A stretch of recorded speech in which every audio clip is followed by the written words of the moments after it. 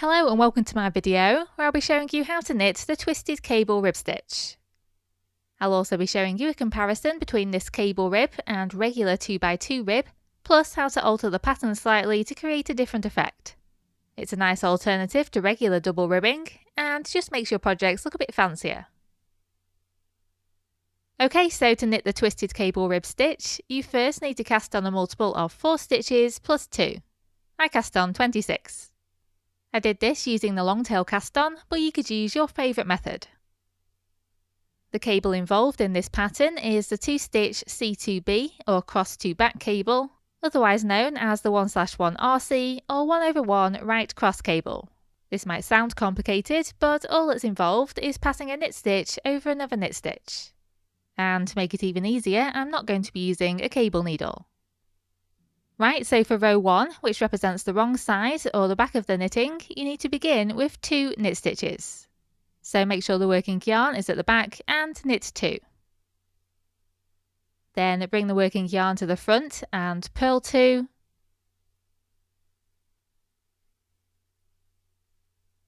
Then take it to the back again and knit 2. Then just repeat purl 2, knit 2 until the end of the row.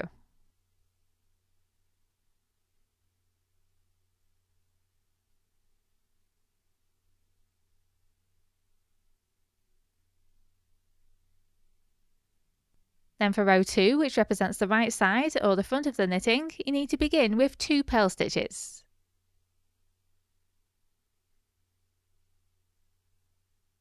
So make sure the working yarn is at the front and purl 2.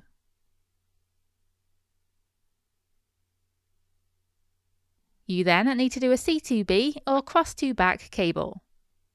To do this, you knit the second stitch before the first. So take the right hand needle up through the front of the second stitch and over the first stitch. Then do all of the usual steps of a knit stitch. Make sure when you do this, you only bring one strand of yarn through to the front and you completely ignore the first stitch. Don't slip this stitch off the needle at the end. Instead, take your right hand needle up through the front of the first stitch and knit it as you normally would. And when you slip this stitch off the needle, you slip the second stitch off as well. And that's a 2-stitch right leaning cable completed. You now need to bring the working yarn between the needles to the front and purl 2 stitches. You then just need to repeat C2B and purl 2 over and over until the end of the row. So knit into the second stitch by taking the right hand needle up through the front of it, over the first stitch, and do all of the usual steps of a knit stitch, except you don't slip it off the end of the needle.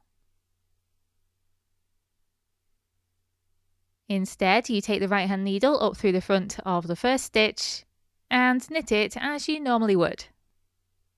And when you slip this stitch off the needle, you slip the second stitch off as well. Note that there are a few different ways to work C2B cables, and I think this is the quickest way. However, I have videos on my channel that show the other ways if you want to try a different method. And that's it, that's the 2-row pattern repeat. You then just need to repeat these 2 rows, and since you've created a twist on every right side row, you'll get quite a tightly twisted cable. This produces a symmetrical pattern, but if you'd prefer an unsymmetrical version, or you want to knit this in the round, then you'll need to follow this pattern instead.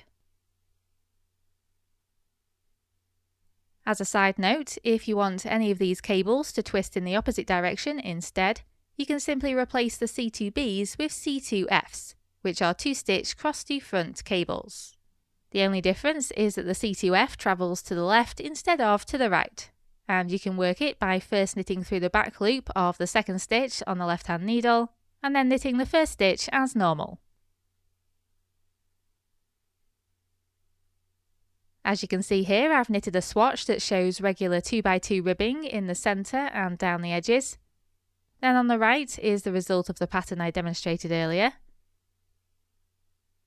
And here on the left is the result when I followed a very similar pattern, but I only worked a C2B cable every 4 rows rather than every 2 rows.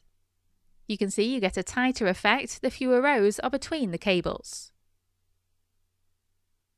Here is the pattern I followed to get the looser cable rib. And if you want to knit the unsymmetrical version, or knit it in the round instead, then this is the pattern you'd need to follow. As mentioned, these patterns are very open to easy alteration, like swapping the direction and/or frequency of the cables, or perhaps spacing the cabled ribs further apart, or inserting them within regular ribbing. And that's it, that's how you knit the twisted cable rib stitch. I hope you found this useful, and thank you very much for watching.